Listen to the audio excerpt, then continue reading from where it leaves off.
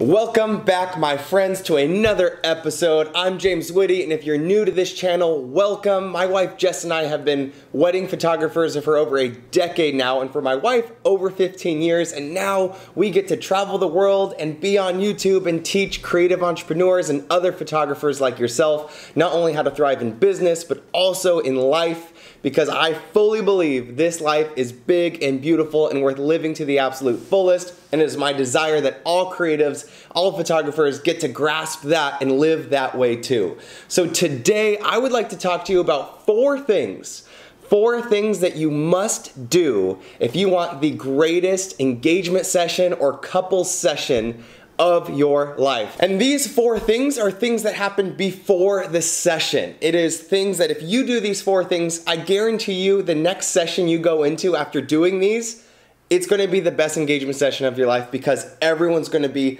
so much more prepared, so much more excited, and just ready for the session. So let's start right now. Number one, you must express genuine excitement. Something that I think a lot of people need to remember is whoever you're communicating with will match your mood. It's human nature to want to match the volume, the excitement, or lack of excitement with whoever you're communicating to. So whether it's a phone call, a FaceTime, or an email, when you're communicating to your clients about the engagement session specifically, get excited. Use the exclamation points, use the emojis, make it conversational. When you're getting excited about their engagement session, it's gonna instill more excitement in them for it as well. And that's what you want. You want the couple to show up stoked and feeling so well prepared and so excited for this session.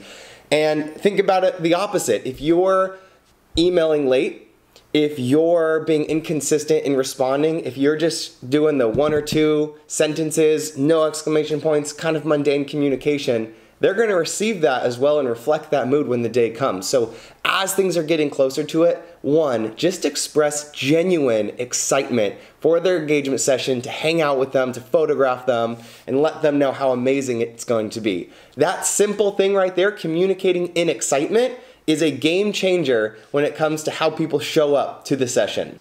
Number two, and I argue this is probably the most important one, you must communicate what to wear. And let's be honest, what not to wear. And you might be thinking, well, I don't want to force my style on someone else, and neither do I, but you and I are the experts here. And as the expert photographers, we should, and we do have the responsibility of letting people know what photographs well and also what doesn't. We all know there are certain patterns that clash. Some patterns and colors just don't photograph well, and especially when you're dealing with two people, certain colors don't match, certain patterns don't match with other patterns.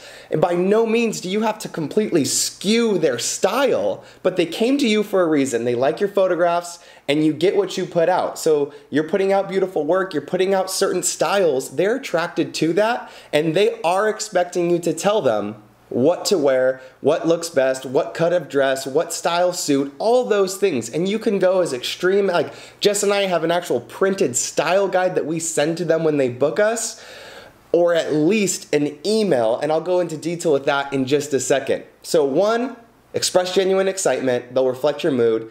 Two, you must communicate what to wear. Number three, you must communicate all, and I mean all, of the little details. Things that seem super ordinary to us only seem ordinary to us because we deal with it all the time. Little things from cleaning the ring, getting your nails done, getting a neck trim for the guys, all of those little things. Make sure you don't bring too much bags because one of us will have to carry them. You can't carry your purse with you because you're going to be being photographed. Those little details add up, and it's our responsibility to communicate those things, because we might be thinking, it's obvious, go get your nails done, clean your ring, but on the off chance that they forget or they don't do one of those little things, and they see a photograph with chipped nails and a dirty engagement ring, they're going to think, why the heck didn't the photographers tell me to do this? I wish I would have known that. So all of those things, go through your processes, and all of those little things that you think, I'm assuming they know that, stop assuming that, over communicate it, and I promise things will go smoother, because they're going to feel more taken care of, and you're going to get the photographs you want because all the details will be taken care of. And number four, you must communicate timing and location. Seems simple, but to us, we just assume everyone knows the last 90 minutes of the day is when engagement sessions are best. It's when it's golden light. It's when all those amazing things. I'm not kidding you. I've got an inquiry and they said, I want those golden light photos. I said, awesome. We were scheduling it for the next Friday. And they said, let's start at noon. And I said, no, it's September. You got to wait about 7 hours before that golden light. And it's not that they're ignorant to it, but they don't photograph golden light or sunsets or people ever. That's our job. So you must communicate timing, and you must stress the timing of, hey, if you're not here on time, which we always, leave a 20-minute buffer, the sun will set and that will go away. So we always just over communicate why we shoot at that time of day, the benefits of it, and the importance of being on time.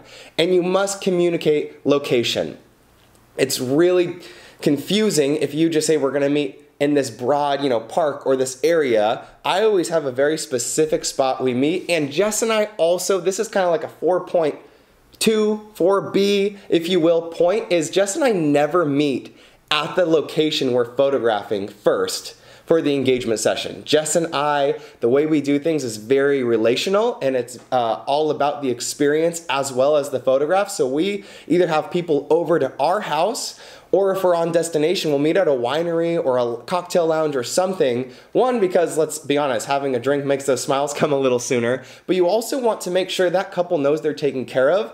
And as much as you want them to connect with each other on camera, they have to connect with you if they're going to put their guard down for you to photograph it. That's a huge thing Jess and I always talk about. We stress that big and teach a lot of that in our posing course because we know the importance of connecting with whoever we're photographing, so they'll let their guard down. So those are the 4 things I suggest you start doing right now. Is 1, express genuine excitement. They're going to reflect your mood when you're talking about their session for them. So get excited so they receive and express that excitement back. 2, you must communicate exactly what to wear and what not to wear. 3, you must communicate all the little details from rings to taking things out of your pockets, to getting your fingernails done. And 4, you must communicate timing and location. You might be thinking, all right, I'm for it, but what's the best way to communicate these things? Well, I mentioned one earlier, which is a style guide, which took Jess a long time to create, and it is beautiful. Ours is like a 98-page magazine that went a couple books with us, goes in the mail, and it just helps them wedding plan, and there's about 10 pages in there of how to prepare for the engagement session. Now, I understand you might have that, or you might be thinking, I need an answer now, and I have something for you.